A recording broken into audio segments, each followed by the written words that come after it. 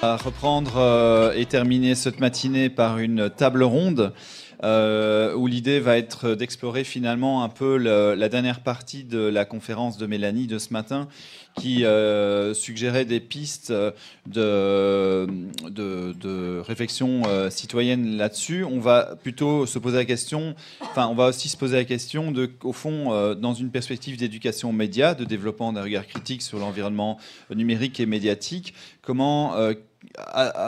quel type de regard critique est-ce qu'on doit poser sur les algorithmes et le big data et qu'est-ce que ça suppose concrètement? C'est-à-dire qu'est-ce qu'il faut souhaiter finalement? Est-ce qu'on doit souhaiter la transparence des algorithmes ou pas? Est-ce qu'on doit souhaiter une intervention politique ou pas? Et le citoyen surtout, comment est-ce qu'il doit agir et réfléchir à la question? On a déjà eu des pistes. L'idée c'est un peu de les mettre en débat ici et peut-être aussi d'explorer des problèmes ou des contradictions qui pourraient surgir et aussi faire remonter vos réflexions et les mettre en débat avec nos invités.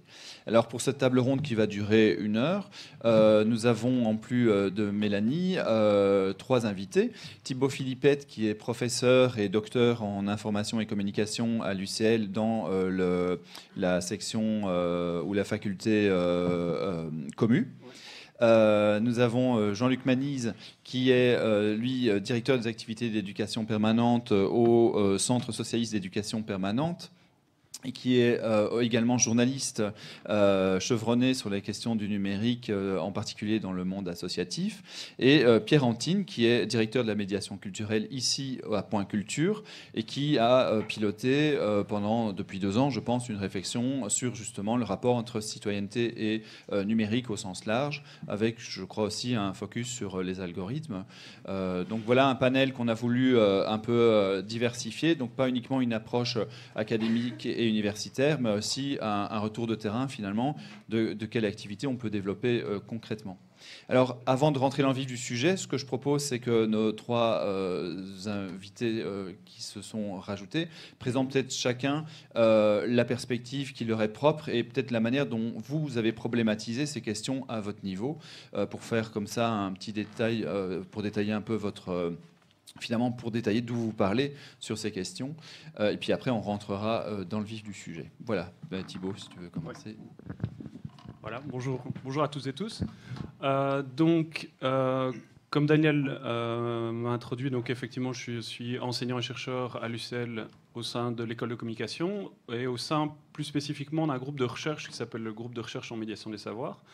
Et donc, qui historiquement s'intéresse à la fois à des questions d'éducation par les médias, c'est-à-dire les effets cognitifs qu'on peut avoir de l'usage des médias, alors de manière plus traditionnelle, des diverses formes de technologie de manière plus moderne, même si je n'aime pas la distinction, et bien sûr des questions d'éducation aux médias.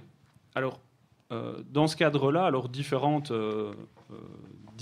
recherches, que ce soit plutôt conceptuelles ou même de terrain, ont été menées par différents chercheurs du GREMS sur ces questions de pratiques médiatiques, pratiques numériques, avec une emphase sur ce qu'on appelle la littératie médiatique, qui est maintenant assez utilisée. Donc c'est sur toutes les compétences, on va dire, nécessaires aux personnes pour être des individus, on va dire, autonomes, critiques, socialisés dans leur environnement médiatique moderne.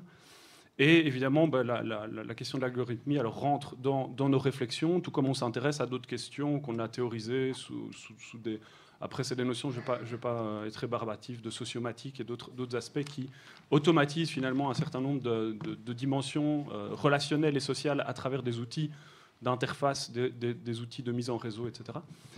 Et je voyais monsieur parler aussi de... donc voilà, monsieur parlait par exemple avec la RTBF, on est en train de réfléchir à des projets, etc., sur ces questions d'algorithmie plus spécifiquement. Voilà, donc je pense que j'ai un peu fait le tour, j'aurai l'occasion de revenir sur quelques points plus précis. Merci. Oui. Voilà, bonjour également. Peut-être, plutôt que de faire... on reviendra dans le débat, mais j'ai pointé 1 ou 2 questions qui ont été posées à Mélanie, et pour le côté local, je peux peut-être l'évoquer, notamment au niveau du libre et de sa pénétration. Donc, en fait, mais c'est en continuité avec ce que Mélanie... On peut s'appeler Mélanie, hein, oui. C'est en continuité avec ce que Mélanie a dit, donc...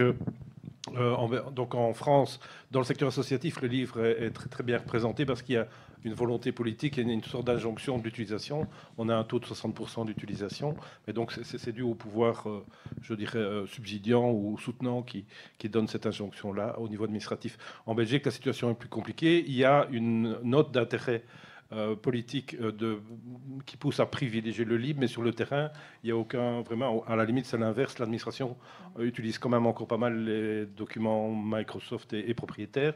Et pour revenir à Microsoft, on a le même phénomène. Donc, suite à des actions du secteur associatif de promotion des logiciels libres par rapport aux outils propriétaires, ils ont poussé à la création d'une ASBL qui s'appelle Socialware et qui donne accès à l'ensemble des produits des propriétaires Adobe et Microsoft gratuitement. Enfin, il y a le frais administratif de, je ne sais pas, quelques pourcents ou 10%. Mais donc, techniquement, ils ont la même stratégie donc de toucher et capter et le secteur de l'enseignement et le secteur de l'association par rapport au secteur associatif qui, normalement, dans sa logique et ses valeurs, devrait privilégie plutôt le libre. Donc c'est la même photographie, je dirais, et ça fait bien l'objet d'une stratégie pensée, puisque Socialware a été créé par Bernard Martin, qui est l'ancien directeur général de Compaq Belgique, société américaine. Au niveau du libre, toujours, et dans la foulée de ce que Mélanie a dit, et des outils Framasoft, donc il y a bien une représentation de cette stratégie en Belgique via l'ASBL Abeli, Association belge de défense du logiciel libre, qui rassemble des communautés diverses du secteur associatif et du secteur des geeks. Fred, c'est pas vexant, hein, les geeks. Et donc qui organise des actions de sensibilisation à l'intention du secteur de l'enseignement et des associations, au libre, aux algorithmes ouverts, on y reviendra, mais un peu plus tard. Mais donc ça existe. Toujours dans ce paysage-là, nous avons les chatons. Nous avons 2 chatons en Belgique. Hein. Nous avons le chaton liégeois qui s'appelle Clomut et qui a installé trois serveurs de données chez les particuliers, un concept de décentralisation qui utilise peu d'énergie par rapport aux grosses fermes. Et nous allons avoir Nubo, hein, qui sera un chaton bruxellois et qui proposera donc des services d'hébergement au secteur associatif, mais pas que, avec la charte que Mélanie évoquait, donc notre petite Wallonie-Bruxelles est bien là-dedans. Voilà, en gros, je vais peut-être attendre le jeu des questions. Peut-être, il y a quand même des préoccupations qui rejoignent encore la présentation de Mélanie au niveau de l'environnement. Donc c'est vrai que des solutions de type ferme de données sont très très consommatrices et on voit arriver des alternatives un peu intéressantes avec une attention à l'environnement comme Paygreen, hein, et donc qui permet de faire du commerce électronique en intégrant la reforestation notamment sur la France. Et donc il y a des choses tout à fait intéressantes à imaginer qui n'évacuent pas le numérique parce que c'est quand même quelque chose d'assez séduisant et pratiquement, on va dire, indispensable, mais qui peut le penser de façon respectueuse d'un environnement qui nous est tous très cher. Voilà, donc le positionnement que je vais présenter, il a d'abord été impacté par l'histoire de...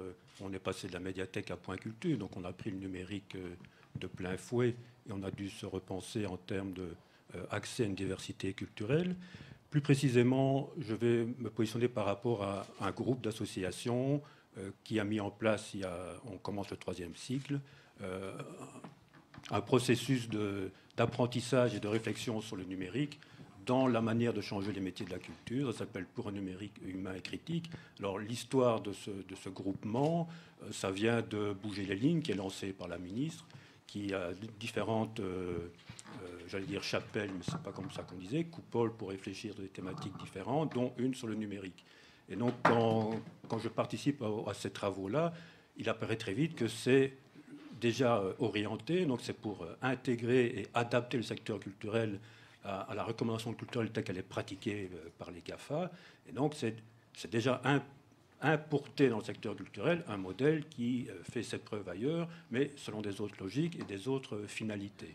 Et donc, sort de là, on rencontre des partenaires, on se dit, mais il faudrait commencer à réfléchir par nous-mêmes. Qu'est-ce que c'est adapter une politique culturelle au numérique, penser le numérique dans une politique culturelle publique. On est 4-5 associations, surtout l'éducation permanente, plus la concertation des centres culturels, on dit maintenant la concertation. Alors, dans ces associations, plusieurs disent, on n'a pas les données pour réfléchir, on ne connaît pas assez, à part Jean-Luc qui était déjà très balèze sur ces questions, et le XARA qui avait déjà un travail sur la protection des données, etc. Donc, on a lancé un cycle pour se documenter par nous-mêmes, c'est-à-dire faire venir des gens, experts, expertes, sur des thématiques particulières, qui nous donnent leur savoir, et nous, après, on parle entre nous, etc. Donc au début, c'était séminaire interne entre les associations, puis on a dit, ben, si on fait venir des gens, autant ouvrir au maximum. Donc il y a chaque fois assez bien de monde, entre 50 et 80 personnes, surtout du secteur éducatif, associatif, etc. Donc on a commencé par la base, c'est-à-dire replacer le numérique dans une histoire de l'outil, une histoire des technologies, montrer comment le numérique ne vient pas de nulle part, n'est pas un truc parachuté, mais qui s'inscrit quand même déjà dans une réflexion sur les outils qui existent déjà longtemps. Donc ça donne déjà des manières et une base commune pour penser ces choses-là. Donc replacer ça dans une histoire. On a été évidemment très pointu sur l'analyse, plutôt comprendre comment fonctionnent les algorithmes, avec Dominique Cardon, avec Antoinette Rouvroy, qui a développé le concept de gouvernementalité algorithmique. Donc, comment ce qu'on nous a présenté au matin de manière remarquable et très claire gouverne nos manières, nos comportements, etc. Donc, on a été très intéressé aussi, très vite, on s'est rendu compte de la complexité et de l'ampleur. Donc, ce n'est pas simplement un petit truc technique qui est là, ou un média comme on le pensait avant, sur lequel il faut un peu éduquer, critiquer, etc. C'est un tout, et c'est un tout dans lequel on est partie prenante, on rentre dedans, on est traversé, mais on participe. Donc c'est un milieu, c'est un environnement, c'est très complexe à penser. C'est pour ça qu'on a été intéressé par la notion de Yves Citon d'écologie de l'attention, qu'il développe contre l'économie de l'attention. Et écologie de l'attention, qu'on est venu expliquer cette notion d'écologie de l'attention, dans les partenaires et dans ceux qui participent et qui assistent, il y a eu beaucoup de réflexions en disant « Ah oui, là, on trouve un vocabulaire qui permet d'actualiser l'éducation aux médias, l'éducation permanente, etc. » L'autre chose qui nous a fort intéressé, c'est tout ce qui a trait au nouveau commun, parce que ça nous donne, semble-t-il, une piste pour repenser le numérique dans la société et repenser qui est propriétaire de quoi, donc qui est propriétaire des données, etc. Donc, on n'avance pas avec des solutions précises. Ce qui nous semble intéressant, c'est de développer une sorte d'écosystème réflexif entre nous, avec des pratiques de terrain, des apports théoriques partagés. Et on pense qu'à partir de là, il y a des choses qui vont émerger. Donc, il y a déjà des outils qui se forment. On a mis en place une formation que Jean-Luc a pilotée. On a fait la première version et on l'a débriefée.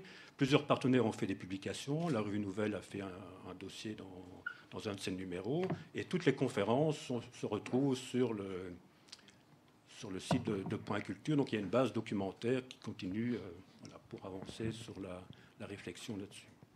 Donc l'angle d'attaque qui m'intéresse le plus, c'est l'enjeu autour de la diversité culturelle.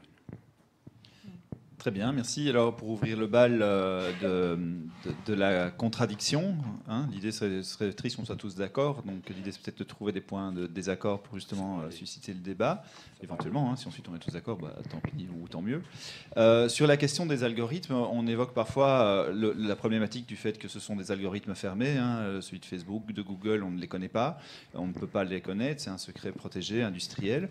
D'un autre côté, on a parfois l'idée qu'au fond, il faudrait les rendre totalement transparents. Alors, est-ce que ce serait une solution que d'ouvrir à la transparence des algorithmes? Est-ce que le risque ne serait pas d'ouvrir à leur manipulation d'autant plus forte que d'autres acteurs pourraient s'en emparer pour modifier, par exemple, les contenus de la recherche s'ils étaient devenus des experts en manipulation de l'algorithme de Google?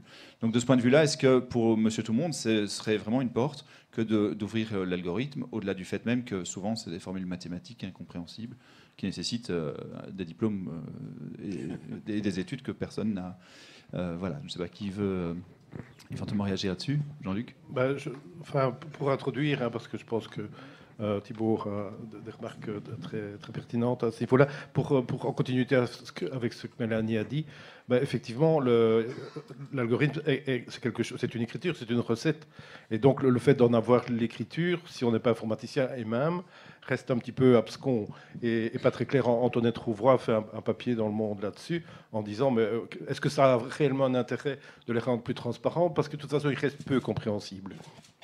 Et donc, ce qui compte, c'est un peu d'être conscient de ce qui se passe derrière et de veiller à ce que les motivations soient connues. Et là, on a plus la main. Il y a deux exemples, hein. L'APB, la plateforme APB en France, donc c'est admission post-bac, elle est critiquée et elle a été attaquée depuis un an par l'association Droits des lycéens. Donc, un algorithme, donc APB, il s'appelle, c'est un algorithme, c'est l'algorithme APB qui gère la sélection des étudiants après bac, dans les formations dites attention, c'est-à-dire là où il n'y a pas assez de place. Et donc, l'association Droits des lycéens a exigé donc, de la responsable de l'université d'avoir la recette, les critères de sélection de cet algorithme pour savoir sur quelle base on choisissait tel et tel étudiant. Et devant sa non-réponse, ils se sont adressés à la commission d'accès aux documents administratifs qui a répondu positivement à la demande. Ils étaient un peu obligés. Et donc, il y a tout un travail actuellement. Enfin, il s'est fait tout un travail de rétro-ingénierie pour mettre à nu, sur base du code source, l'algorithme. C'est très compliqué. Et ce que je pense qui est le plus efficace est d'aller derrière et plutôt que de se pencher sur la recette technique, de voir quelles sont les intentions politiques. Et là, nous avons la main avec le nouveau règlement général de protection des données. Si Google et Facebook mettent à disposition les profils que Mélanie vous a montrés, c'est pas spontané et c'est pas par motivation altruiste. C'est parce qu'ils savent que le RGPD va entrer en vigueur dans quelques mois et que de toute façon ils seront astreints à faire cela. Et comme il n'est pas normal que Facebook prenne la décision dans ce qui est une fake news et ce qui n'est pas une fake news, il n'est pas normal que ce soit Google qui gère le formulaire du droit à l'oubli. Sur ce point, une autre approche? Tu veux réagir ou... J'allais dire sur la question du droit à l'oubli, parce que oui, la France s'est battue beaucoup là-dessus, puis ça a été cadré un peu comme une victoire, mais l'administration de cette solution-là, elle est faite par Google. Donc, il faut bien comprendre que le droit à l'oubli, c'est le droit de se faire oublier dans le référencement des résultats de recherche.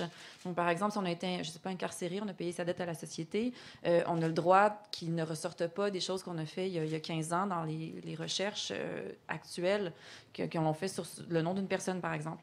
Mais c'est donc Google qui décide qu'est-ce qu'elle va rendre invisible ou pas et dans quelle région du monde. Donc, c'est un droit à l'oubli assez asymétrique. Oui, c'est complètement absurde. Ouais. Donc, par rapport à cette idée de transparence, moi je dirais ça dépend ce qu'on veut sous-entendre. Déjà, pour prendre une comparaison, je veux dire la transparence totale est de toute façon impossible. Que ce soit, alors on peut comparer avec des médias traditionnels, on n'a jamais de transparence complète sur tout ce qui est politique éditoriale, sur tout ce qui est forme d'intentionnalité, etc. Donc c'est très difficile à décortiquer, mais il me semble que, en tout cas, et là ça rejoint aussi ce que Mélanie a présenté, mais j'ajouterais qu'à mon avis, il y a deux niveaux sur lesquels on peut essayer d'infléchir ou essayer d'exiger un peu plus de retour. Le premier niveau, c'est au niveau effectivement des industries, de ces industries médiatiques et de la façon dont elles participent finalement à certaines formes de politique, où elles agissent dans certains lieux, etc. Et donc leur pouvoir d'influence et un petit peu leur logique et donc le rapport de force avec des forces gouvernementales. Mais au niveau de l'algorithme en tant que tel, c'est un petit peu comme une montre où vous voyez un petit peu les mécanismes par transparence. Vous ne comprenez pas tout, mais il y a moyen quand même, on a quand même des langages communs. Donc même s'il y a des algorithmes complexes, il y a des formules mathématiques, il y a en tout cas des variables qui sont dans ces formules-là, et des façons dont elles sont traitées, dont elles sont agrégées, qui forment certaines formes de profilage. Et donc à ce niveau-là, il est très clair qu'au-delà de la transparence, enfin, c'est pas vraiment la transparence, c'est essayer aussi de réfléchir à des formes algorithmiques qui sont un petit peu plus claires sur la façon dont elles profilent les variables qui sont introduites dans leur mécanisme, dont elles les traitent, et finalement les associations qu'elles combinent. Et donc ça, c'est un enjeu aussi. Là, c'est vraiment un enjeu de... Alors, gouvernementalité algorithmique, oui, mais aussi de façon de comprendre et donc d'outils réflexifs sur la façon dont on est traité par ces algorithmes-là et donc quelle image de nous elle renvoie. Alors, un petit exemple, une petite anecdote, c'est que tu parlais de Google Reader, par exemple, comme dans un des exemples que tu as cité, mais Google Reader, il y a à un moment donné, avait tenté un système de gamification avec des badges. Donc, qui visibilisait finalement en partie une certaine manière dont il nous traitait, avec des résultats parfois catastrophiques. Donc même Google s'est planté sur la gamification. Et ça donnait, vous consultiez, comme tu disais avec Donald Trump, vous consultiez 3 ou 4 articles sur le conflit israélo-palestinien, vous finissiez avec un badge qui vous disait pro-palestinien ou pro-israélien. Et donc ça renvoyait une image en fait, du mauvais traitement algorithmique ou en fait, de la façon dont certaines associations sont rendues saillantes et donc profilent finalement les personnes. Et donc là, finalement, c'était intéressant comme outil de réflexion. Parce que tout d'un coup, la personne disait, mais attends, qu'est-ce qu'il est en train de dire de moi, ce que je suis en train de faire par rapport aux requêtes que j'ai introduites. Et donc, c'est ce sens-là, en fait, qu'il faut arriver à faire émerger dans, peut-être alors là, des réflexions sur des conceptions algorithmiques. Et nous, dans certains projets qu'on essaye maintenant de pousser, on essaie de travailler aussi avec des ingénieurs qui sont responsables de ces algorithmes-là, pour qu'eux-mêmes prennent conscience de la dimension, finalement, politique de certains choix qui sont posés dans la conception de leur algorithme. Mais, je pense que la transparence des algorithmes doit être conçue comme un outil, comme le début d'un combat. Alors je pense effectivement s'il y a des mouvements citoyens qui se greffent dessus, il y a moyen d'aboutir à quelque chose. Moi je ne crois pas à la complexité et dire que c'est trop complexe pour que les gens puissent s'en emparer. Il y a toujours moyen d'expliquer la complexité. Je ne suis pas du tout un mathématicien, j'ai été à un discours d'ouverture d'une chaire sur les algorithmes au Collège de France.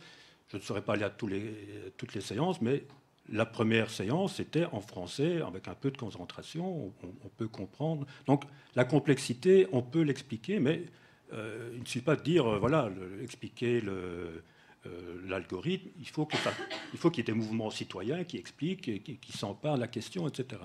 Ça, je pense que c'est très important. D'un autre côté, tout ce qui est rendre plus éthique ces outils-là, je pense que c'est très limité comme impact au niveau politique, au niveau choix de société.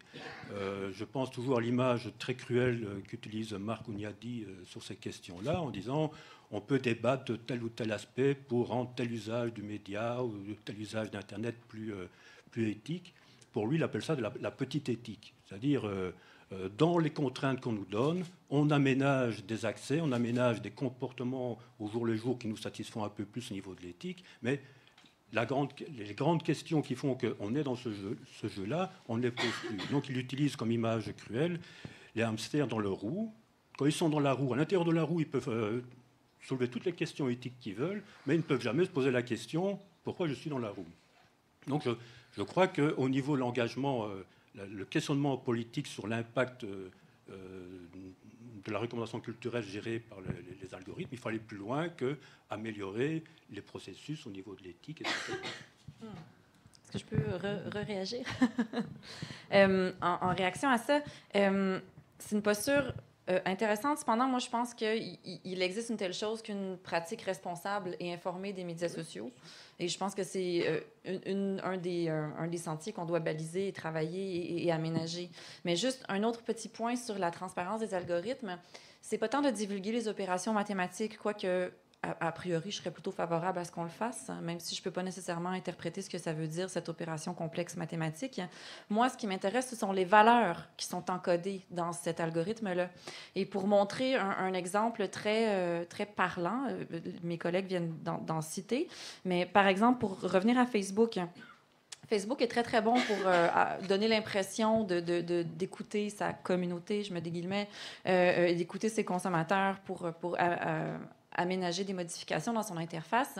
Mais il y a un cas assez probant qui a été documenté par des scientifiques. Il y a eu un article l'an dernier qui est sorti là-dessus. Et c'est le cas de la déclaration d'identité de genre ou d'orientation sexuelle. Donc maintenant, au départ dans Facebook, c'était homme ou femme. Hein, c'est point barre. Maintenant, on peut avoir, je pense qu'il y a jusqu'à 47 identités déclaratives qu'on peut avoir. Donc, c'est extrêmement varié, très, très, très diversifié. Et c'est suite à différentes pressions des communautés LGBT. Sauf que les chercheurs ont analysé le back-end. Donc, ont analysé le code derrière les interfaces. Donc, on a beau déclarer 47 trucs différents. En arrière, on est quand même classifié homme ou femme dans le code. Et la raison, la valeur donc, qui dirige cette décision-là, c'est une valeur commerciale. Parce que quand on nous vend aux annonceurs, les annonceurs pensent encore en termes hétéronormatifs genrés. Donc, on doit savoir est-ce que la pub s'adresse à un homme ou une femme. C'est ça que l'annonceur veut savoir. L'argent étant le nerf de la guerre, même si la communauté, encore une fois, guillemets, a demandé ces aménagements-là pour les diverses identités de genre et de sexe, on a, dans le back-end, dans le code, conservé le binarisme de genre parce que c'est ce qui plaît aux publicitaires et aux annonceurs. Donc, ce cas-là révèle très clairement quelle est la valeur cardinale qui gouverne la décision. C'est pas les usagers, c'est pas la diversité, c'est la valeur de la rentabilité. Donc, on le savait, on s'en doutait, on n'est pas naïf, mais je pense que ça l'illustre très, très clairement. Et donc ici, je comprends, une des pistes de réponse possible serait l'idée pas tant de se préoccuper de l'opération de calcul en elle-même, mais de son résultat. L'exemple que tu donnais, Thibaut, c'est au fond, on devrait pouvoir savoir comment nous classe l'algorithme, là où finalement on n'a que les résultats sans savoir pourquoi, et c'est ceux-là qui nous sont proposés. Peut-être même avec la possibilité alors de contester le résultat. On pourrait contester être une femme ou un homme, en dire non, effacez ça de votre logique. Ce genre de choses serait du coup une piste d'interaction transparente alors, ou bien ce serait totalement utopique, vu la pression commerciale qui pèse sur les profils justement. Non, utopique, ça, enfin, oui, utopique, et c'est bien que ce soit des utopies, en tout cas, comme ça fait des visées à essayer d'atteindre. Je pense que oui, il y a cette et je rejoins complètement Mélanie sur l'idée vraiment que ce sont les valeurs en fait qui nous traduisent, et donc comment est-ce qu'on a interprété, mais c'est quand même aussi, on va dire, de manière générale, le fonctionnement de certains algorithmes, parce qu'on parle des algorithmes, mais en fait, il y en a une variété assez différente, parfois combinatoires, qui fonctionnent sur des systèmes soit de popularité, soit d'affinité, soit de prescriptifs, c'est-à-dire qu'on nous associe à d'autres personnes qui ont des types comportementaux qui sont jugés algorithmiquement comme étant proches des nôtres, et donc on fait des suggestions, donc des recommandations sur base d'autres profils de personnes, donc aucune requête qu'on a introduite, mais que d'autres personnes ont introduite et qui sont associées algorithmiquement à ce qu'on fait. Et donc, on est dans une logique de prédictivité, mais tout ça, c'est déjà une prise de conscience du fonctionnement, quelque part politique, des algorithmes, de comment est-ce qu'ils essayent de faire en sorte qu'on se comporte socialement en réaction aux données qu'on introduit. Et donc, c'est tout ça qu'il faut arriver à décortiquer. En plus, ça fait partie de cette transparence. En plus de simplement comprendre le traitement, c'est aussi quelque part toute la dimension politique, sociale, qui s'inscrit derrière ça. Et donc, c'est encore une autre couche d'interprétation qu'il faut pouvoir, au fur et à mesure, développer. Peut-être pour rebondir sur ces deux sujets-là, c'est vraiment connaître la recette, comme Mélanie et Thibault l'ont expliqué. On a parlé de l'RTBF tout à l'heure, donc 2016, c'est une année stratégique au niveau de ces données pour l'RTBF. Donc, dans son plan stratégique, elle a établi que la collecte des données était quelque chose de stratégique pour mieux répondre. Donc, le traitement algorithmique pour répondre mieux aux besoins de ses utilisateurs. Hein, c'est une des utilisations des big data. Et donc, ils l'ont fait à la façon d'un service public, c'est-à-dire ils travaillent avec Kenzo pour le faire. Donc, une société qui est informatique, en belge, qui est spécialisée dans les algorithmes. Ils ont réécrit la charte d'utilisation des données personnelles, accompagnée d'une vidéo didactique aussi dans le cadre de l'arrivée du futur règlement européen, premier point. Ils ont mis techniquement un système d'authentification unique pour mieux cadenasser les données de leurs utilisateurs. Hein. Donc il y a aussi une visée, je dirais, de traitement de ces données, mais définie dans un cadre et par une charte. Et ils ont un peu expliqué, ils ont fait un colloque avec Emmanuel Tourbe, et ils ont fait un colloque pour un peu réfléchir à ce concept de big data et de citoyenneté. Et donc je vous lis en 3 lignes ce que le professeur de l'UCL, donc un collègue de Thibault, Emmanuel Tourbe, disait. Donc il prêche, donc, dans le cas de l'RTBF, pour une charte des valeurs de nos algorithmes. Donc, ces 3 phrases. En tant que service public, allons-nous verser dans des recommandations fondées sur l'immédiateté de la satisfaction, le divertissement, la consommation rapide, la flatterie des instincts, un monde fermé. Et donc, il préconise. Mais donc, on est dans la recette, clairement. Donc, au niveau de la plateforme Ovio, donc il y a des algorithmes qui vont vous faire des sollicitations si vous commencez à utiliser la plateforme Ovio de l'RTB. Donc, 3 traitements algorithmiques cumulés, la recherche manuelle, la playlist semi-automatisée et l'éditorialisation humaine, pour revenir là-dessus. Donc voilà, c'est un bel exemple, je dirais. Si vous allez voir sur le site de la SNCB, vous allez être un peu effrayé par l'intégration technologie Pixel de Facebook, et donc vous verrez que vos données sont sous-traitées par Facebook par un autre service public. Donc voilà, donc en termes d'éducation média, il y a vraiment un travail d'information à faire à ce niveau-là. Et pour conclure, le deuxième point, 60% des personnes ignorent la ligne éditoriale que Mélanie a pointée dans Facebook. Donc il faut savoir qu'actuellement, si vous avez 100 fans ou 100 amis, lorsque vous publiez quelque chose, c'est 3 à 6% qui vont le recevoir sur base de 2 critères. Le poids, que Mélanie a bien montré, hein, le fameux poids, la manière de traiter le poids d'une information, et le fait de sa financiarisation, c'est-à-dire payer pour le faire pousser. Et donc les grosses agences de publicité qui ont fait des gros investissements pour avoir des grandes communautés de femmes se font également avoir, parce qu'elles ne touchent plus du tout leur communauté. Et donc Facebook est non seulement d'être cher et peu respectueux de la vie privée, est tout à fait inefficace en termes de communication. Les associations et les gens le savent peu. Et donc là, il y a un travail d'éducation aux médias aussi à faire en termes d'action, je dirais. Voilà. Alors pour passer peut-être sur un autre aspect, tu as évoqué, Mélanie, tout à l'heure, la question finalement politique, de comment des décisions peuvent être prises à ce niveau-là.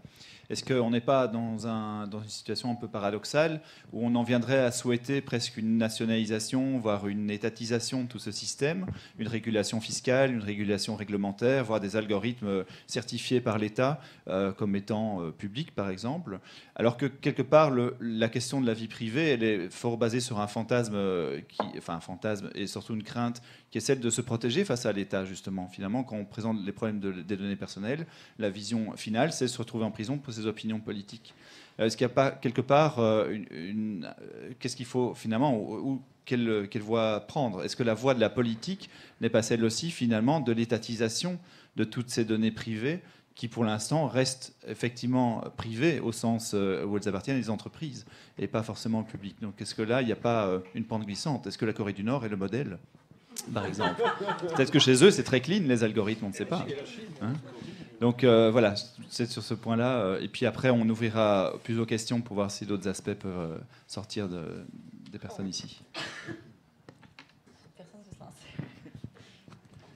Il vient de réagir. Pierre? Il faut peut-être sortir de cette binarité. Je pense qu'on est de plus en plus dans des situations où il faut sortir des manières d'opposer un camp ou l'autre. Il faut chercher des voies alternatives. Donc, ce n'est pas la privatisation et l'État.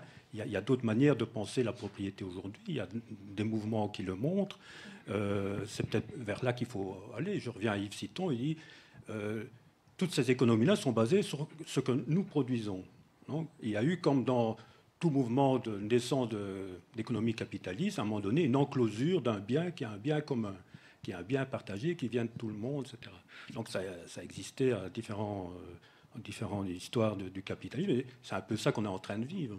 On est en train de vivre des choses que... Ça a été un grand fantasme. Il y a des antécédents. Hein. Les médias de masse avant ont toujours aussi cherché à essayer de deviner ce que le grand public voulait avoir, etc. Mais on a maintenant des outils pour le matérialiser, le capter, etc. Mais c'est quelque chose qui vient de nous. Et donc, il y a une captation de ce bien. Donc, personnellement, à part des mouvements politiques engagés, citoyens, etc., qui réclament un statut de bien commun de ces données-là, et je crois qu'il y a des modèles qu'on peut suivre, je ne pense pas qu'il faille de nouveau revenir à une opposition étatisée, nationaliser des choses, etc. Il faut penser il faut faire avancer la société vers d'autres normes de propriété. Et tout le numérique pose la question de cette notion de propriété, à qui appartient un bien culturel. Une fois. Donc il faudrait être un peu plus créatif et chercher des autres manières de penser la propriété de ces choses-là. Mais pourtant, quand même, pour rebondir là-dessus, en Europe, il y a cette idée de nationaliser, enfin de territorialiser les données, où elles ne peuvent plus être hébergées sur les serveurs qui sont hors territoire européen. Oui. Ce sont une décision politique qui provient justement d'initiatives citoyennes à la base qui ont interpellé sur ces questions. Donc, est-ce qu'on ne risque pas de tomber de nouveau, quand même, in fine, sur ce genre de débat qui garantit le bien commun? Oui, une fois qu'on se lance dans cette dynamique-là, ce sont des choses complexes et des choses lentes. Tous les processus qui amènent un peu plus de démocratisation, c'est plus de concertation, c'est affronter la complexité, c'est débattre de la complexité entre experts et non-experts. Donc c'est des choses assez lentes, effectivement. Et c'est vrai, dans un contexte où on privilégie plutôt la rapidité. Mais je pense que c'est les deux, en fait. Je pense que ça prend les deux, les mouvements associatifs, les mouvements militants. Ça prend ces discours-là, ces initiatives autogérées qui ont davantage souvent d'autonomie, de transparence-là, pas dans tous les cas, mais en tout cas, souvent, c'est ce qu'on souhaite et ce qui se passe avec les chatons, par exemple. Mais il y a d'autres enjeux. Par exemple, vous parliez des données avec la loi européenne. Si ça n'avait pas été de l'impulsion des citoyens et ensuite des gouvernements, ça ne se serait pas passé. Il faut forcer la main à ces géants du Web-là, sinon ça n'arrivera pas. Chez nous, je suis impliquée dans une fondation qui, pour différentes raisons, notamment politiques, est en train de renégocier ses ententes d'hébergement et de données pour ses sites Web et ses services de courriel. Et c'est un vrai problème de trouver un service à Montréal qui va offrir la possibilité que toutes les données restent au Canada. C'est d'une absurdité sans nom. On est en 2017. Ça n'a pas été inventé hier, Internet. Là. On a des entrepreneurs, on a des outils, on a des connaissances, on a des capitaux. Je veux dire, c'est d'une absurdité sans nom. Si les gouvernements ne forcent pas la main, il n'y aura pas de développement d'autres initiatives, de fermes de données ou d'autres alternatives d'hébergement et de transition pour ces outils logiciels et ces données-là pour qu'elles circulent. Donc, il faut qu'il y ait peut-être, je ne sais pas, mais des programmes de support aux initiatives citoyennes, des programmes pour favoriser l'émergence de données locales, de solutions locales. Et si on n'a pas cette propulsion-là, ça va être très, très, très difficile de compétitionner des gros joueurs qui ont les moyens de perdurer et qui ont les moyens d'étouffer ou d'acheter la concurrence.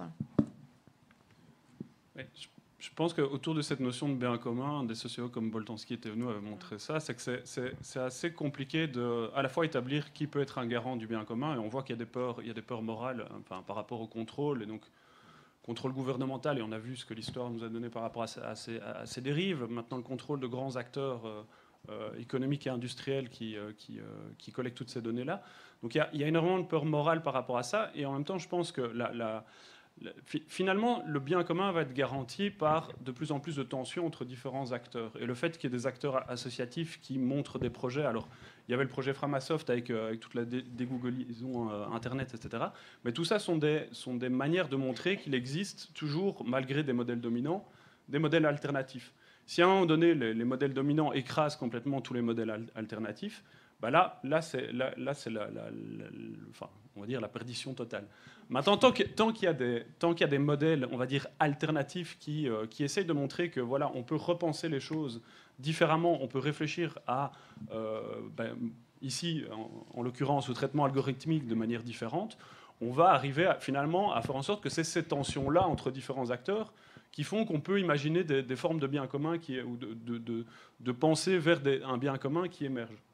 Maintenant, c'est toujours arriver à contrebalancer. Donc, ce sont des jeux de pouvoir et de tension, mais c'est vraiment ça qui garantit, en tout cas dans un modèle démocratique, le fait qu'il n'y ait pas un modèle dominant qui écrase les autres et qu'il y ait toujours une volonté autre de trouver des alternatives. Très bien. Alors, juste peut-être dernière question avant d'ouvrir aux questions. On a beaucoup parlé ce matin de beaucoup de concepts parfois très complexes. Ici, on évoque des pistes qui sont elles-mêmes pas simples. Même gérer ces données privées suppose quand même une maîtrise de l'outil.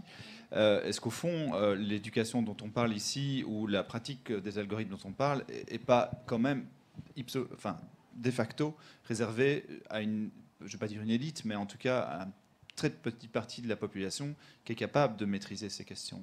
Est-ce qu'il n'y a pas un risque? Est-ce que la bataille n'est pas déjà perdue du fait qu'on est face à un outil d'une complexité que peu de gens percent, et même entre nous, on voit bien que les concepts ne sont pas toujours clairs, que les perspectives qu'on ne les connaît pas toutes, et pourtant on fait sans doute partie de ceux qui sont les plus éveillés à ça. Donc comment est-ce qu'on peut parvenir à briser cette espèce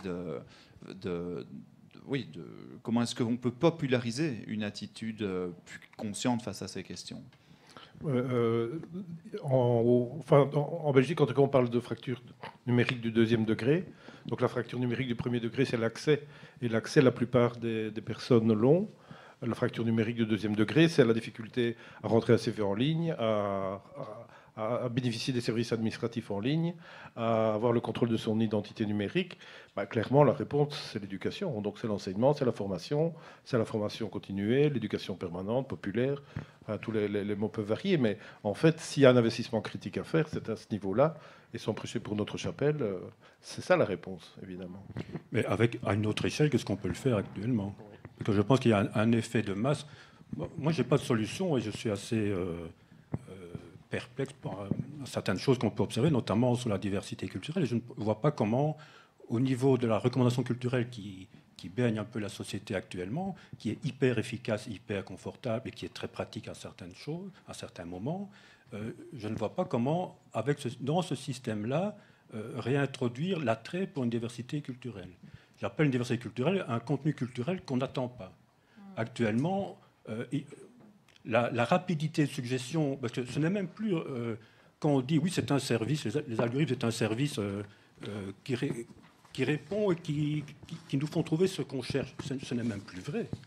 Je pense que le profilage arrive à une rapidité de recommandation et de conseils où des conseils arrivent, ce n'est même pas forcément ce qu'on cherche, mais ça nous donne l'impression que c'est ce qu'on cherche et qu'on continue. Donc ça supprime les opérateurs de médiation. Et par rapport à ce que tu dis, Jean-Luc, moi je pense que cette immédiateté a pour vocation de supprimer les intermédiaires. Ici, on parle que cette rapidité supprime tout ce qui est intermédiation, parce que ça doit aller de plus en plus vite. Or, la diversité culturelle, ça repose sur la lenteur, ça repose sur la capacité à accorder une attention spécifique à un contenu qu'on ne connaît pas, dont on ne connaît rien à l'avance. L'attention qu'on sollicite en permanence, elle est basée sur des catégories qu'on a intériorisées, et donc qui nous permet de voir très vite à quoi ça correspond, et donc ça nous permet de répondre très vite. Et ça élimine de plus en plus délibération, prise de conscience et tout ce qui va avec, et qui sont quand même des vecteurs de la controverse et de la controverse démocratique. L'attention esthétique, c'est quelque chose qui déjoue les catégorisations. Donc ça veut dire que c'est quelque chose qui vient et on ne sait pas. Il y a un temps, on dit ça veut dire quoi, ça correspond à quoi. Donc il faut du temps. Du temps pour chercher d'où ça vient, chercher à quoi ça signifie, chercher des ressemblances, recréer une catégorie qui fait que ça peut rentrer en quelque chose, donc ça peut nous apporter quelque chose, ça peut nous procurer du plaisir, mais c'est pas dans cette immédiateté. Et donc, quand on voit, parce que effectivement, on est ici dans une salle, on est ici avec des gens conscients, et partout où on parle de ça, on rencontre des gens conscients, etc. Mais au niveau du mental d'une société, la massification du profilage actuellement, la transformation des habitus pour qu'on puisse réagir très vite et répondre très vite à une sollicitation, c'est énorme.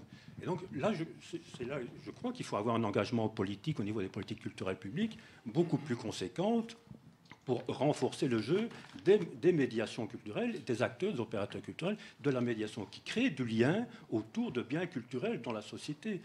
Pour moi, c'est difficile d'avancer sur une politique culturelle numérique sans penser la complémentarité entre une recommandation numérique qui a son sens et qui est utile, et une recommandation qui doit rester non numérique, humaine, mais qui a du temps, de l'espace et de la résonance, et qui peut faire vibrer quelque chose dans la société.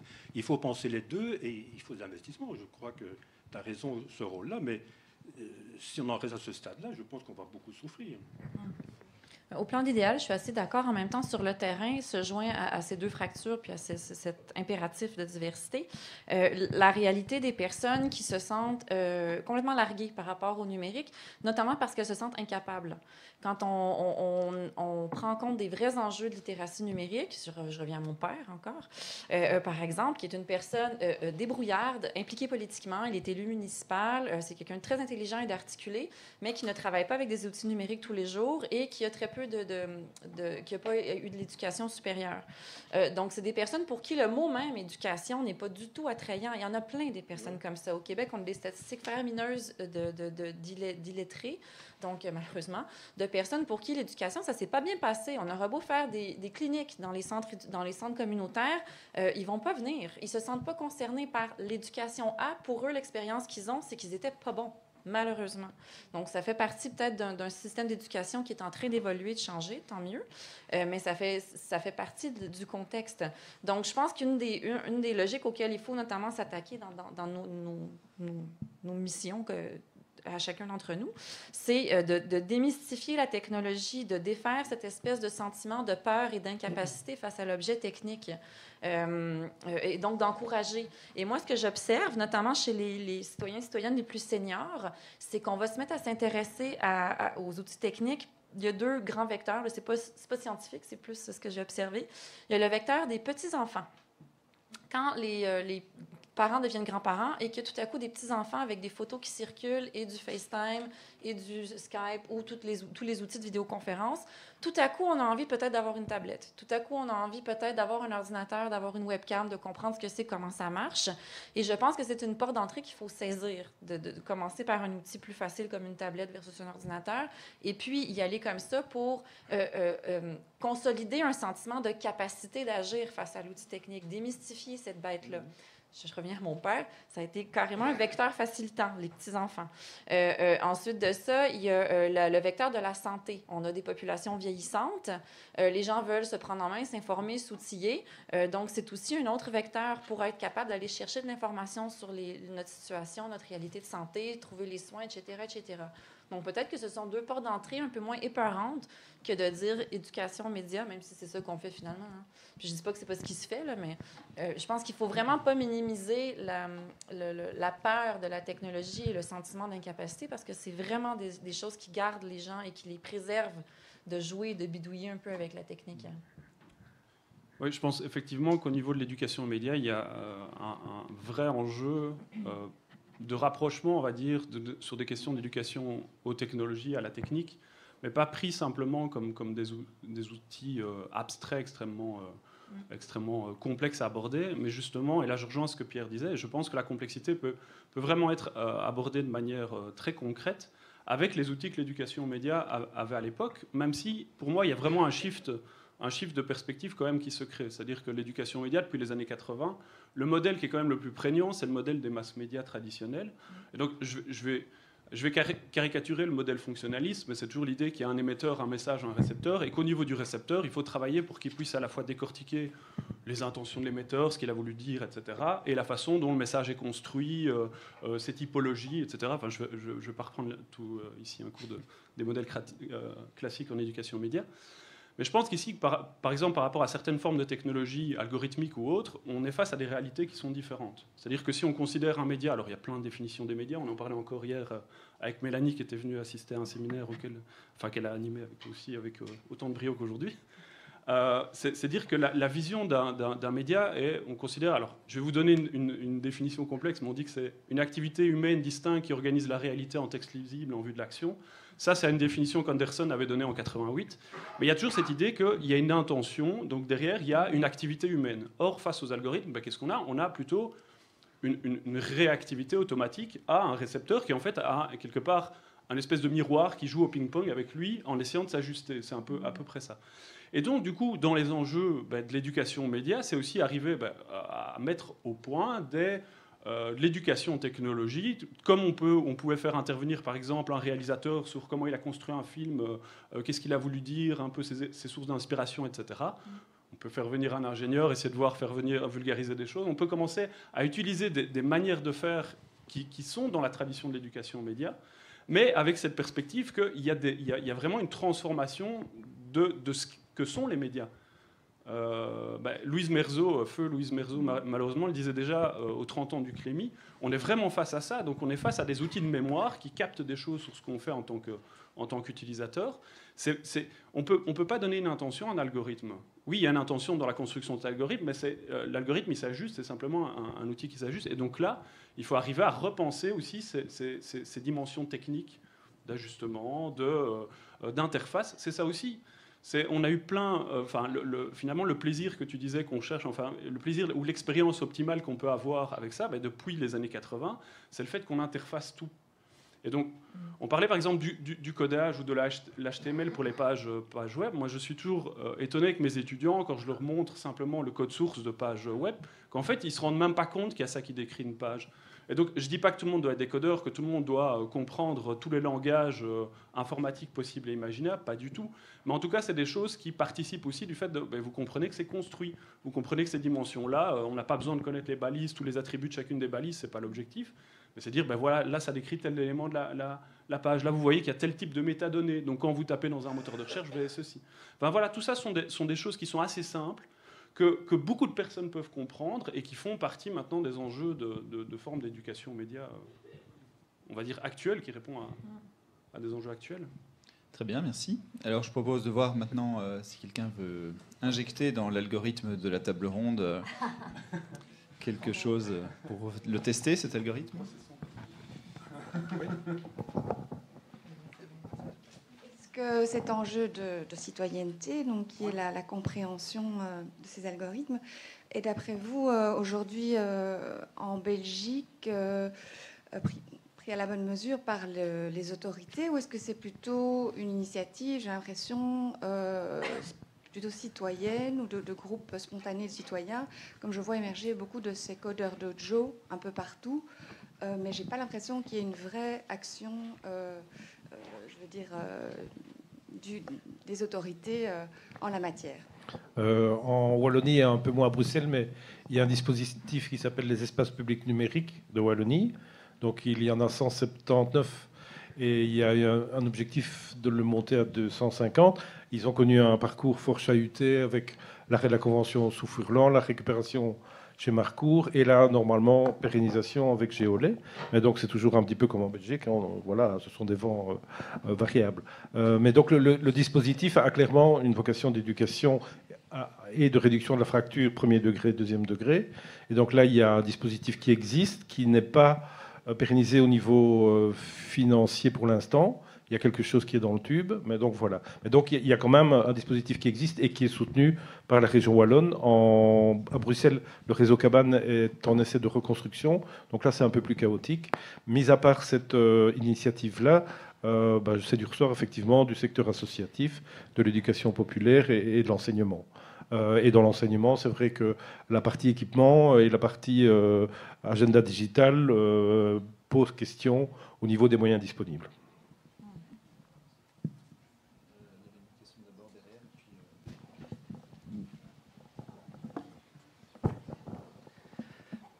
Je voulais peut-être suggérer un autre angle d'approche sur la tension qui a été évoquée entre le résultat des algorithmes et la diversité culturelle, qui pourraient être les questions de l'accès au contenu, qui est en fait un autre angle d'approche. On a souri à la question de savoir, tiens, est-ce qu'il faut intensifier un contrôle d'État, mais je pense qu'il faut quand même peut-être rappeler que, je dirais, dans l'environnement, je dis, traditionnel, il existe des formes de régulation d'accès au contenu à travers des politiques publiques. Il y a des contrats de gestion associés aux services publics de radio et de télévision. On parle quand même essentiellement de vidéo. Hein, quand on parle des contenus qui circulent sur l'Internet, il existe des politiques qui traduisent à un moment donné des objectifs de politique culturelle sur l'ensemble du spectre privé de la radio et de la télévision. Il y a des quotas musicaux européens. Donc il est clair que l'enjeu qui se pose, c'est la question de savoir comment on peut repenser cela. Et donc voilà, je vous dis d'où je parle. En fait, je suis du Conseil supérieur de l'audiovisuel avec ma collègue ici à côté, Sévara. Et donc nous tentons de contribuer à une réflexion sur la question de la transposition de ces objectifs de politique publique sur les nouvelles plateformes. Et les questions qui se posent, c'est bon, aujourd'hui, les artistes de la Fédération Wallonie-Bruxelles, les artistes francophones bénéficient sur les radios de quotas qui leur permettent de valoriser leur activité. Il y a une transposition des usages de consommation musicale sur Spotify, Deezer, etc. Qu'est-ce qui se passe là? Le problème elle-même, et l'Union européenne tente d'y répondre pour ce qui concerne la vidéo à la demande, puisque de la même façon, l'ensemble des pays de l'Union européenne sont tenus à faire respecter à leur télévision des quotas d'œuvres européennes. La consommation évolue vers la vidéo à la demande. Faire des quotas de catalogue ont évidemment peu de sens. La question de savoir comment est-ce que de la même façon cela évolue. Et donc, il y a des réflexions timides sur les questions notamment de découvrabilité. Ça, je me reconnecte un peu avec le Québec parce que c'est un mot qui vient de là.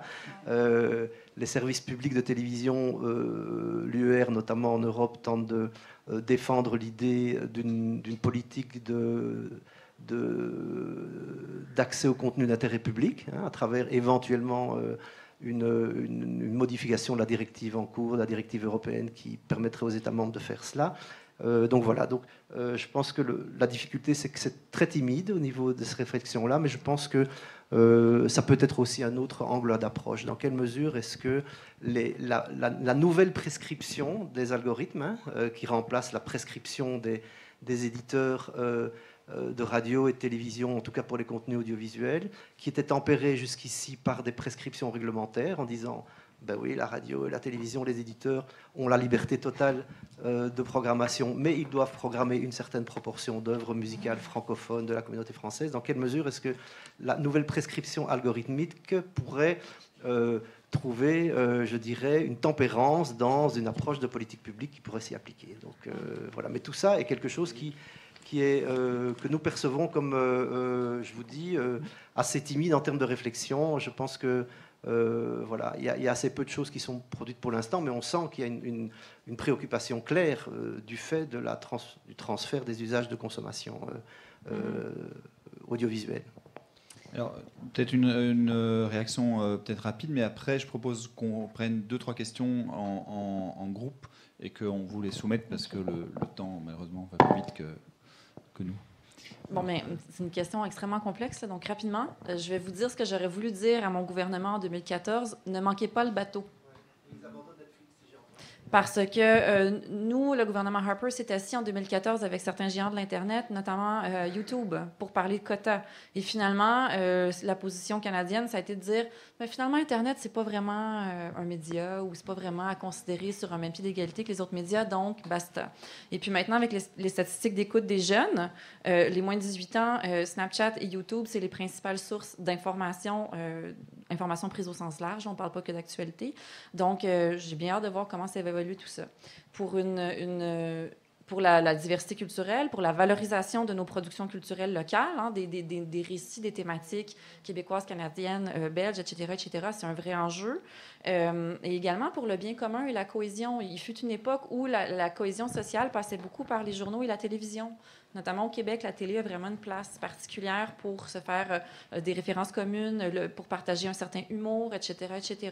Donc, qu'en est-il de la cohésion sociale? Comment, je veux dire, dans 20 ans, dans 30 ans, dans 40 ans, comment ça va évoluer si on n'a pas de tels quotas, si on n'a pas quelques règles qui favorisent la diffusion, la réalisation, la production, le financement, mais aussi la diffusion et le visionnement de nos contenus locaux. C'est vraiment une question hyper importante qui est complètement balayée en ce moment. Nous, avec Netflix, la nouvelle ministre du patrimoine qui est en poste depuis 1 an, a fait une espèce d'entente qui est assez déconcertante. Donc, ça se passe très, très mal. Il n'y a pas vraiment de modèle phare jusqu'à maintenant. Donc, ne manquez pas le bateau, c'est ce que je vous dis. Oui, c'est important. Ça prend des quotas. C'est pas vrai qu'Internet, c'est pas un média puis que c'est sans frontières. C'est faux, ça.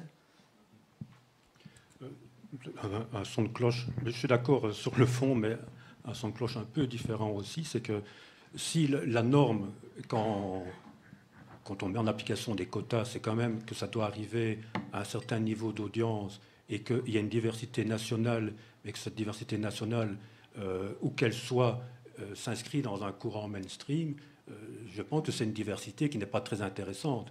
Il faut oser aussi des quotas à l'intérieur d'un territoire sur des expressions minoritaires, sur des expressions qui vont peut-être avoir peu de public, mais il faut les défendre et les porter de la même manière.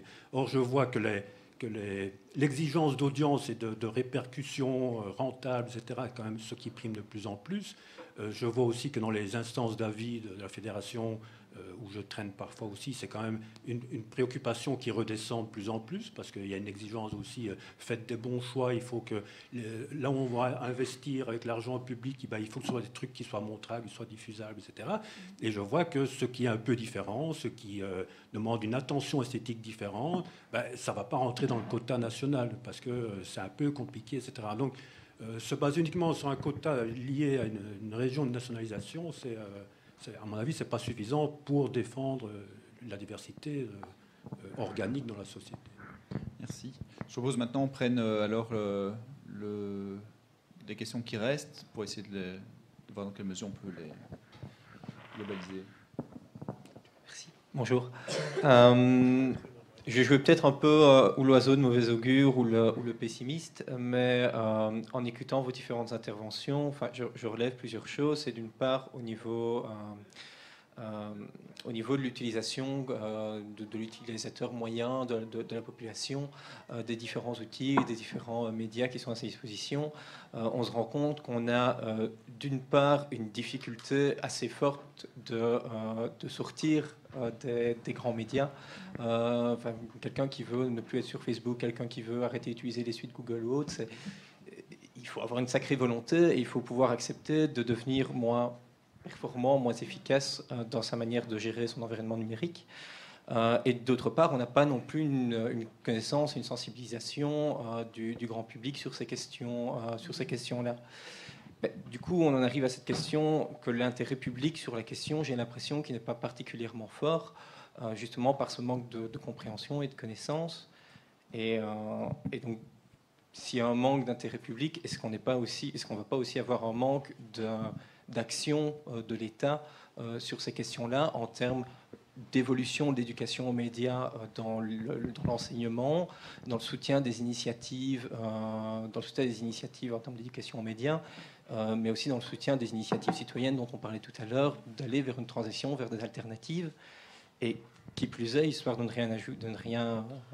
pas encore embellir un peu le tableau, j'ai parfois l'impression, et on en revenait sur la question, enfin, il s'était soulevé notamment sur la question de droit à l'oubli, qui était traité directement par Google. Est-ce que l'État est vraiment outillé? Est-ce que l'État est vraiment qualifié, enfin, a suffisamment de moyens, en tout cas, pour pouvoir traiter la question efficacement et mettre en place soit de prendre des décisions, soit de mettre en place des mécanismes qui permettent de reprendre possession un petit peu de ça. Et donc, quelles sont un peu les pistes plutôt positives que vous voyez dans l'avenir? Quelles sont les portes de sortie possibles? Quels sont les nouveaux cheminements possibles? Voilà. Alors, je pense qu'il y avait encore derrière quelqu'un qui avait levé la main, puis quelqu'un devant, hein, si je ne me trompe pas. Oui.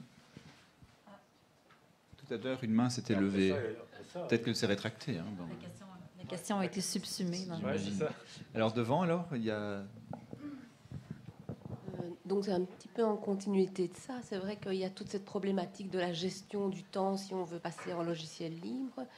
Je suis sensible à la question, puisqu'on travaille en association avec les jeunes, de passer en logiciel libre, mais par ailleurs, on est contraint par les subsides à travailler de plus en plus vite.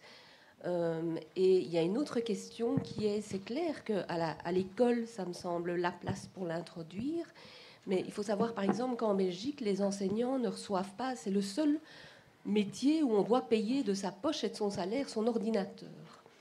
Et oui, donc les enseignants belges, ils payent leur ordinateur sur lequel ils travaillent. Et dans les écoles, il y a, et moi j'ai vécu ça, il y a un service informatique qui, et là je pense que c'est vraiment important, il y a un service informatique qui va imposer des choses, et sont des choses qui viennent de la part de techniciens, et qui sont souvent des choix geeks que les enseignants n'arrivent pas à suivre. Et qui en plus, et ça je pense que c'est quelque chose qu'il faudrait absolument apprendre, c'est aux geeks, aux informaticiens à communiquer.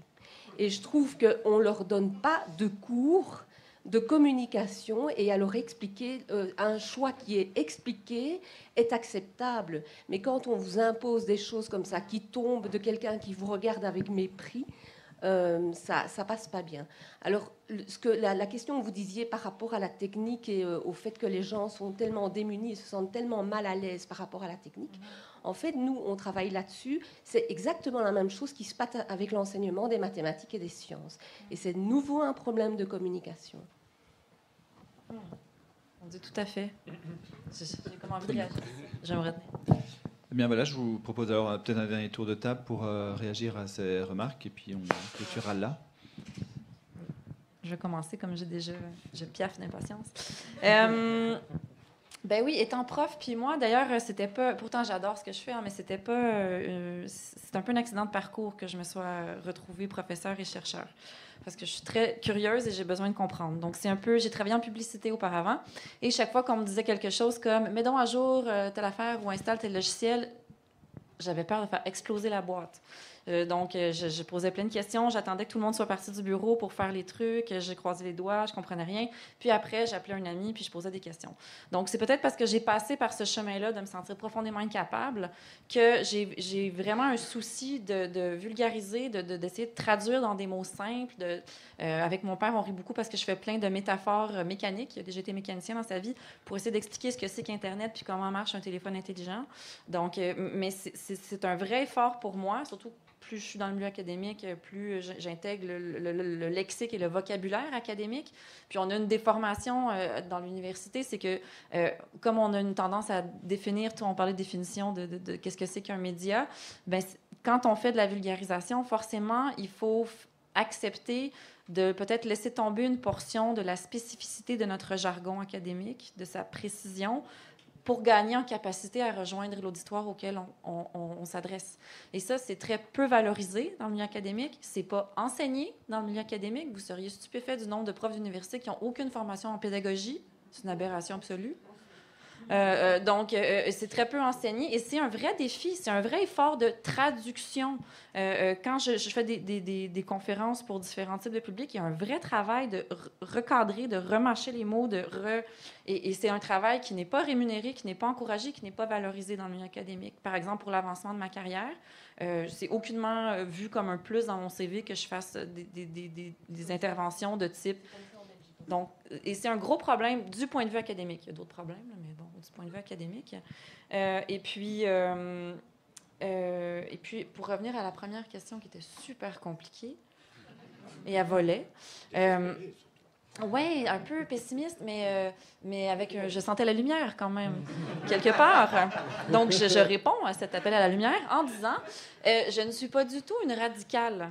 J'ai un compte Facebook, j'ai un compte Google, vous l'avez bien vu, mais je fais mon bout de chemin. J'essaie d'avoir le contrôle de mes données, j'essaie d'aller nettoyer mes cookies, j'essaie d'avoir différents add-ons. J'utilise que Firefox. Donc, il y a différentes avenues qui sont quand même efficaces en ce moment. Par exemple, en logiciel libre, Firefox, ça marche super bien. Thunderbird aussi. Donc, c'est des aménagements qui sont... c'est sûr que si demain matin, vous mettez tout ça à la poubelle, tout la GAFAM, puis que vous partez sur du libre, oui, il y a forcément une marche qui est haute. Mais si on y va graduellement, ça s'intègre et si on sait où on veut s'en aller, bien, il y a des manières d'y arriver sur 1 an, 2 ans. Donc, il y a manière. Puis si on va chercher des outils, si on va dans le milieu associatif, s'il y a des initiatives qui sont encouragées, je pense qu'on peut y arriver. Mais il faut que ce soit tous les efforts qui sont dans cette direction-là. Mais à notre échelle individuelle, je pense qu'on peut commencer comme ça. Oui, ben moi, j'irais dans le même sens. Hein, je prendrais le concept de micro-stratégie de Voltaire, hein, ou la goutte d'eau de Pierre Rabhi. Hein. Donc c'est petit à petit, il faut savoir qu'il y a un réseau, du support. Donc pour les logiciels libres, il y a les LUG, hein, les associations des utilisateurs de Linux. À Bruxelles, c'est le BXLUG. Il y en a d'autres dans les grandes villes. Et donc il y a régulièrement des soirées ou des matinées informelles où on peut s'échanger, avoir du support, trouver de l'amitié, enfin voilà. Et donc on s'est rencontrés du mail numérique et donc et ça se multiplie. Et les outils libres se multiplient, leur convivialité aussi. Donc je dirais il faut savoir que dans chaque région il y a un plan du numérique, il y a des moyens qui y sont alloués. Donc après il n'y a plus qu'à, mais il faut y aller petit à petit effectivement. Mais les supports sont là, la convivialité est là et les valeurs sont là. Juste en 1 minute, parce que c'est vrai qu'on atteint presque 1 heure. Par rapport à la première question, je sentais un peu le discours, le pot de terre contre le pot de fer, et qu'est-ce qu'on peut y faire. Ça fait beaucoup de faire. Moi, je pense que globalement, alors du point de vue de la recherche, ce que je vois et ce que je constate, c'est de plus en plus d'appels, en tout cas pour essayer de monter des projets pour avoir une meilleure compréhension de certains phénomènes. L'algorithmie en fait partie, les bulles de filtre, d'autres sujets. Et les usages du numérique, il y a, je pense, derrière ça une volonté politique, du moins d'essayer d'agir à une certaine mesure à ces questions-là, d'essayer de mieux comprendre ces questions-là.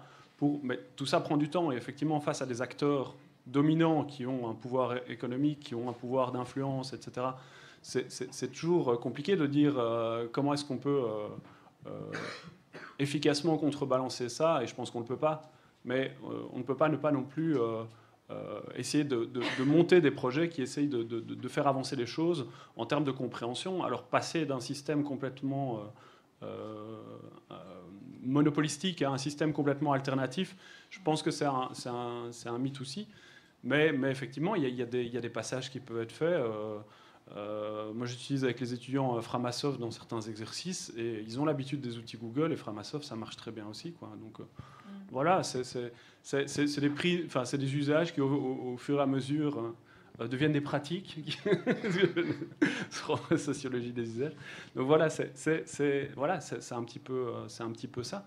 Et alors, par rapport à votre question, madame, je pense aussi que dans des questions d'éducation aux médias et d'éducation aux technologies, évidemment, là-dedans, on réfléchit parfois trop souvent en termes d'utilisateur final, en disant c'est l'utilisateur final qu'on doit éduquer parce qu'il ne s'est pas bien utilisé. Il y a une espèce de faux miroir de ça. Et en fait, non, pas du tout.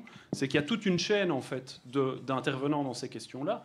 Et dans l'éducation aux médias et l'éducation aux technologies, c'est bien sûr aussi faire de l'éducation de personnes qui travaillent avec les technologies, qui imposent les technologies, qui les distribuent, à aussi mieux faire comprendre comment elles fonctionnent.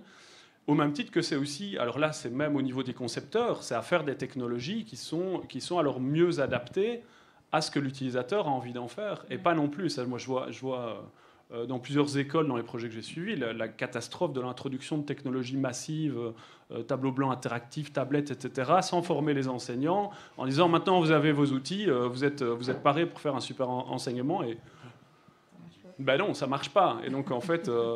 c'est limite s'il n'écrit pas à la craie sur sa tablette. Mais c'est pas... je caricature, mais c'est vraiment pour dire, voilà, ça ne sert à rien d'introduire des technologies si c'est pas pensé de manière... en termes de vraiment... Alors là, c'est l'expression de dispositif. C'est dire, qu'est-ce qu'on peut en faire avec ça ? Qu'est-ce qui est intéressant ? Et donc de montrer du partage d'expériences, de faire des choses. Et c'est là où ça devient intéressant.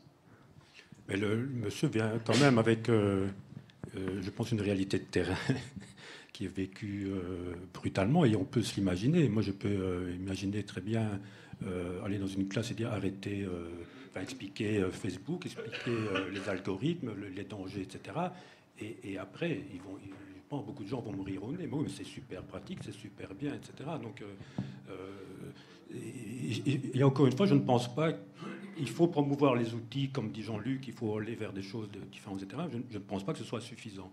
Par contre, les processus sont de toute façon très lents, et je crois que réfléchir ensemble, se nourrir avec des gens qui écrivent, qui investiguent et qui vont un peu loin, mais partager ça entre nous, le vulgariser, le rendre accessible. Je crois qu'à un moment donné, si on ne rend pas attractif et intéressant à un grand public le fait qu'il y a aussi autre chose que le numérique et qu'il y a une autre manière de partager et de se cultiver, si on ne réussit pas à rendre attractive la complémentarité numérique et non numérique, c'est un peu ce que Antoinette Rouvram nous avait donné comme piste de travail, qui n'était pas quelque chose de technophobe, mais qui était votre rôle en tant qu'opérateur culturel, c'est peut-être défendre dans la société aussi le non numérisable. Qu'est-ce qu'on veut qui ne soit pas numérisable, et à quoi il faut garder un droit de cité sur la place publique. Parce que quand on dit que les algorithmes étudient nos comportements, c'est faux. Ils étudient un aspect du comportement. C'est jamais notre comportement. Dans son dernier livre, Michel Calon décortique un peu sa relation avec Amazon, les conseils qu'on lui donne, comment il réagit, etc. Alors, effectivement, c'est Michel Calon, il peut décortiquer ça, tout le monde ne peut pas le faire, mais ce qu'on lui propose, c'est clair, ça ne correspond pas à son comportement, à ce qu'il est lui. Donc, il faut déjà peut-être changer le vocabulaire et dire, on n'est pas en train de répondre à ce qu'on veut, et on n'est pas en train de calculer et de nous proposer des choses qui correspondent à nos comportements, à ce qu'on est. Donc, si on ne parvient pas au niveau des opérateurs et en ayant une action publique sur les gens qui nous mandatent pour une politique culturelle publique, avoir des moyens pour faire droit aussi et faire valoir aussi une complémentarité numérique et non numérique dans la manière de se cultiver et de faire culture de la société, moi je partage un peu le pessimisme de monsieur. Très bien, mais ce sera le triste mot de la fin. Voilà, merci à tous pour votre présence.